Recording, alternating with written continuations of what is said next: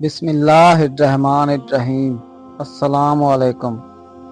حضرت موسیٰ علیہ السلام اللہ تعالیٰ کے بہت ہی پیارے نبی اور برگزیدہ بندے تھے۔ حضرت موسیٰ علیہ السلام کو اللہ تعالیٰ نے کلیم اللہ کا لقب بھی عطا کیا اور آسمانی کتاب تورات بھی حضرت موسیٰ علیہ السلام پر اتاری۔ حضرت موسیٰ علیہ السلام کو یہ شرف بھی حاصل تھا کہ وہ کوہ طور پر جا کر اللہ تعالیٰ سے براہ راست کلام کر سکتے تھے۔ حضرت موسیٰ علیہ السلام کی پیدائش کب اور کہاں ہوئی، فرعون کون تھا اور اس کا کیا انجام ہوا، اس ویڈیو میں ہم اسی بارے میں بات کریں گے۔ ایک رات فرعون نے ایک خواب دیکھا کہ شام کی طرف سے ایک آگ آئی اور اس آگ نے تمام گھروں کو جلا ڈالا، جبکہ بنی اسرائیل والے محفوظ رہے۔ دہشت کے عالم میں بیدار ہونے کے بعد فرعون نے تمام کاہنوں اور نجومیوں کو جمع کر کے اپنا خواب بیان کیا۔ نجومیوں نے اسے بتایا کہ بنی اسرائیل میں ایک بچہ پیدا ہوگا جو فرعون کی بادشاہت کو ختم کرے گا۔ بنی اسرائیل کے ہاں بھی شروع سے یہی بات مشہور تھی، لہٰذا اس خواب کے بعد وہ مزید فکر مند ہو گیا اور اس نے حکم جاری کر دیا کہ بنی اسرائیل میں پیدا ہونے والے تمام لڑکے قتل کر دیے جائیں۔ اس حکم کے بعد فرعون کے حواری اور اس کے سپاہیوں نے ہر ممکن قدم اٹھایا تاکہ کوئی بھی نومولود لڑکا زندہ نہ بچ پائے، لیکن اللہ کے فیصلے اٹل ہوتے ہیں۔ دیکھتے ہی دیکھتے بنی اسرائیل کے ہزاروں نومولود بچے ذبح کر دیے گئے۔ ان دنوں حضرت موسیٰ علیہ السلام کی والدہ اپنے حمل کے ابتدائی دنوں میں تھیں۔ اللہ نے ان کی حفاظت کا سامان اس طرح فرمایا کہ ان کی والدہ پر معمول کے مطابق حمل کے آثار ظاہر نہیں ہوئے، جن سے آپ فرعون کی چھوڑی ہوئی دائیوں کی نگاہ میں نہ آئیں۔ انہوں نے اس بات کو چھپائے رکھا یہاں تک کہ پیدائش کا وقت قریب آ پہنچا اور انہوں نے بچے کو جنم دیا۔ اس بارے میں سوائے قریبی لوگوں کے کوئی اور نہیں جانتا تھا۔ نجومیوں نے فرعون کو اطلاع دی کہ بچہ پیدا ہو چکا ہے۔ اس اطلاع نے فرعون کو بدحواس کر دیا۔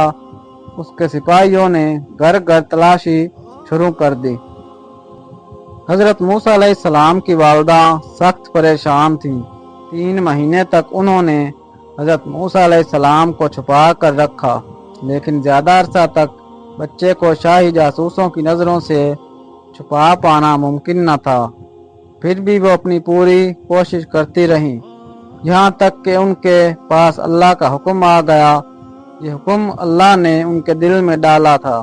حضرت موسیٰ علیہ السلام کی والدہ کے دل میں خیال آیا کہ تابوت کی طرح ایک صندوق بنایا جائے اور اس بچے کو اس صندوق میں رکھ کر دریائے نیل کے بہاؤ پر چھوڑ دیا جائے۔ حضرت موسیٰ علیہ السلام کی ماں نے اللہ کے حکم کے مطابق بچے کو صندوق میں رکھا اور دریا میں چھوڑ دیا۔ ساتھ ہی موسیٰ علیہ السلام کی بہن سے کہا کہ تم اس کے پیچھے پیچھے چلتی جاؤ۔ لہذا وہ دریائے نیل کی موجوں میں چلے اور ان کی بہن کنارے کنارے چلے۔ صندوق بہتا ہوا محل کے تالاب میں پہنچ گیا۔ وہاں فرعون کی بیوی اور خادمائیں لطف اندوز ہو رہی تھیں کہ صندوق پر ملکہ کی نظر پڑی۔ اس نے کنیزوں کو حکم دیا کہ صندوق کو تالاب سے نکال لاؤ۔ جب صندوق کھولا گیا، اس میں ایک حسین اور تندرست بچہ آرام سے لیٹا ہوا تھا۔ ملکہ بہت خوش ہوئی، اس کی آنکھوں میں ممتا اتر آئی۔ شفقت و محبت سے بچے کو گود میں لے لیا۔ ملکہ نے سوچا کہ اس بچے کو بیٹا بنا کر پالنا چاہیے۔ محل میں کسی نے خدشہ ظاہر کیا کہ یہ بچہ بادشاہ کی سلطنت کو ختم کرنے کا سبب بھی بن سکتا ہے۔ فرعون کے دل میں بھی یہ خیال آیا کہ کہیں یہ بچہ بنی اسرائیل کا وہ لڑکا نہ ہو جس کے بارے میں نجومیوں نے پیش گوئی کی تھی۔ لیکن فرعون کی بیوی نے کہا یہ بھی تو ہو سکتا ہے کہ یہ بچہ ہماری آنکھوں کی ٹھنڈک بنے، یعنی ہم اس کو اپنا بیٹا بنا لیں۔ اس پر فرعون نے کہا یہ صرف تیری آنکھوں کی ٹھنڈک ہے، میری نہیں۔ میں نہیں چاہتا بنی اسرائیل کا کوئی بچہ میری نگرانی میں پلے، لہذا یہ صرف تیری ہی آنکھوں کی ٹھنڈک بنے۔ حضرت ابن عباس رضی اللہ تعالیٰ عنہ فرماتے ہیں کہ اگر فرعون یہ بات کہہ دیتا کہ یہ میری بھی آنکھوں کی ٹھنڈک ہے تو اللہ تعالیٰ اسے بھی ہدایت دے دیتا۔ ملکہ نے اس بچے کا نام موسیٰ رکھا، جس کے معنی ہیں کہ وہ شخص جو پانی سے نکالا گیا ہو۔ بچے کو جب محل میں لے جایا گیا تو اس نے دودھ کے لیے رونا شروع کر دیا۔ بچے کے پاس دودھ پلانے والی لائی گئی، لیکن بچے نے کسی عورت کا بھی دودھ نہ پیا۔ جو عورت بھی آپ کو دودھ پلانے کی کوشش کرتی ناکام ہو جاتی۔ ادھر حضرت موسیٰ علیہ السلام کی بہن دور کھڑی یہ سب دیکھ رہی تھی۔ موسیٰ علیہ السلام کی بہن نے فرعون کی بیوی سے کہا، کیا میں تمہیں ایسا گھر نہ بتاؤں جو اس بچے کی تمہارے لیے پرورش کرے اور اس بچے کی خیر خواہ ہو، اس لیے کہ وہ ایک غریب گھرانے سے ہے۔ جب انہیں معلوم ہوگا کہ یہ بچہ فرعون کے گھر سے آیا ہے تو انہیں انعام و اکرام ملنے کی امید رہے گی۔ اس گھر میں نیک سیرت خاتون ہے، وہ اس بچے کو بخوشی دودھ پلانا قبول کرے گی۔ فرعون کی بیوی نے کہا، چلو ٹھیک ہے۔ لہذا آپ کی بہن انہیں گھر لے کر آئی۔